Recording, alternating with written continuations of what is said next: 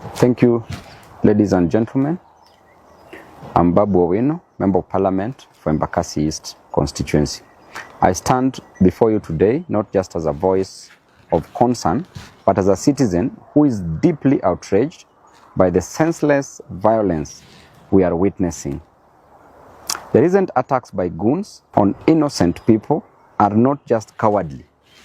They are a direct assault on the values we hold dear as a society: the value of peace, value of dignity, and justice. Let me be clear today with what is happening in Nairobi at the CBD. There is no place for violence in a civilized society. No ideology, no agenda, no grievance justifies raising a hand against another human being. These goons, these thugs are not heroes. They are criminals and they must be treated as such. We cannot and will not remain silent when our fellow citizens are beaten, harassed, and intimidated. Silence in the face of such brutality is complicity. It is our moral duty to speak up, to demand accountability, and to ensure that those responsible are brought to book. I also take this opportunity to condemn the senseless killing of one innocent protester at the CBD today by a police officer. An officer whose responsibility is to protect lives and to protect property. But instead, these officers resorted into taking lives. I want to condemn this with the contempt it deserves. And I want to warn this officer, having known very well what is happening in this country, that his own boss is going to be charged for murder.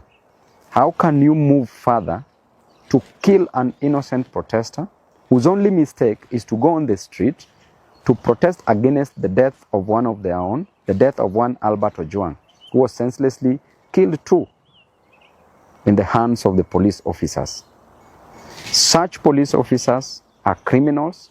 Such police officers must be condemned. Such police officers must take plea, must be charged with murder.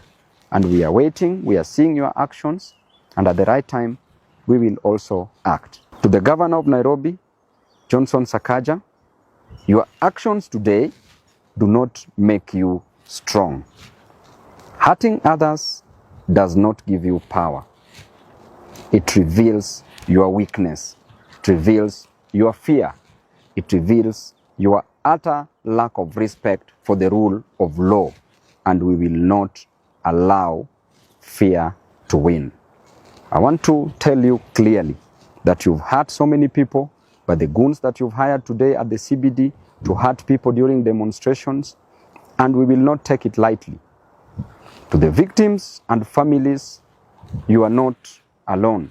We see you, we stand with you, and we will continue to fight for a society where everyone can live without fear, regardless of their background, beliefs, and opinions.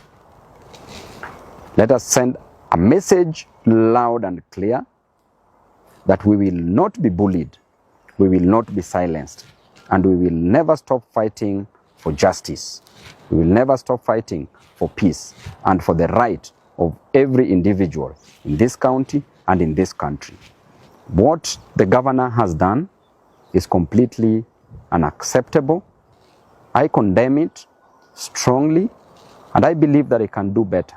When he was campaigning, he used to say that siasa bila chuki, siasa bila vita.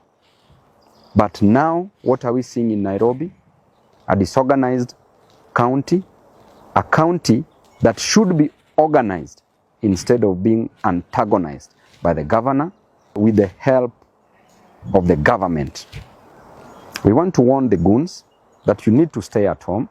When people are peacefully demonstrating against the death of one Albert Ojwang that was so gruesome, a death that every Kenyan condemned, you come and you start dancing on the grave of the dead by trying to intimidate fellow Nairobians, fellow Kenyans who are fighting for justice.